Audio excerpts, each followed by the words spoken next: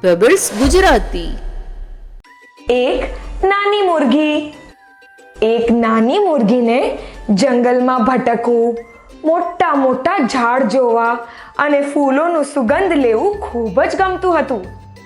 એને પક્ષીઓનો અવાજ પણ બહુ જ ગમતો હતો. એક દિવસ ચાલતા ચાલતા એના માથા પર કેરી પડી. એ ખૂબ જ ડરી ગઈ. એને લાગ્યું કે એના માથા પર આકાશ પડી ગયું છે. એણે કહ્યું, હે ભગવાન, મારા માથા પર આકાશ પડ્યું. મારે આ વાત જઈને સિંહને કહેવી પડશે. એ દોડી. દોડતા દોડતા એને એક મરઘી દેખાઈ.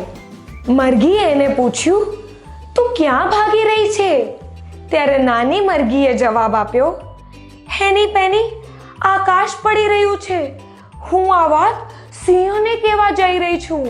હેની પેનીએ પૂછ્યું, તને કઈ રીતે ખબર કે આકાશ પડી રહ્યું છે? ત્યારે નાની મરઘી બોલી કે મારા માથા પર પડ્યું. આ સાંભળીને હેની પેની નાની મરઘી સાથે જોડાઈ ગયો અને બંને સિંહ પાસે જવા લાગ્યા. દોડતા દોડતા બંનેને એક બતક દેખાયો. બતકે એમને પૂછ્યું, તમે ક્યાં જઈ રહ્યા છો? ત્યારે હેની પેની બોલ્યો, હે ડકી લકી, આકાશ પડી રહ્યું છે અને અમે આ વાત સિંહને કહેવા જઈ રહ્યા છીએ. ડકી લકીએ પૂછ્યું, તમને કઈ રીતે ખબર કે આકાશ પડી રહ્યું છે? ત્યારે હેની પેની બોલ્યો, એ નાના મરઘીના માથા પર પડ્યું. ડકી લકી એ બંને સાથે જોડાઈ ગયો. ત્રણેય ભાગતા હતા ત્યાં એ લોકોને એક શિયાળ મળ્યો. શિયાળે એમને પૂછ્યું, ક્યાં જઈ રહ્યા છો? ત્યાં ડકી લકી બોલ્યો, હે શિયાળ, આકાશ પડી રહ્યું છે અને અમે આ વાત સિંહને કહેવા જઈ રહ્યા છીએ. શિયાળે ચાલાકીથી વિચાર કર્યો અને કહ્યું, તમને ખબર છે સિંહ ક્યાં રહે છે? ત્રણેવે કહ્યું, ના.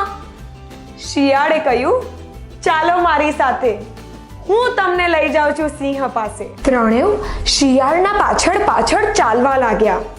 શિયાળ એ લોકોને પોતાની ગુફા પાસે લઈ ગયો અને એ લોકોને કહ્યું, અંદર આવો. ત્રણેવ અંદર ગયા પણ બહાર ક્યારે નહીં આવ્યા. શિયાળે એ લોકોને મારી નાખ્યા અને એક એક કરીને ખાઈ ગયો. આ વાર્તાથી આપણને એ શીખ મળે છે કે અજાણ્યા પર ક્યારે વિશ્વાસ ન કરવો. પેબલ્સ ગુજરાતી.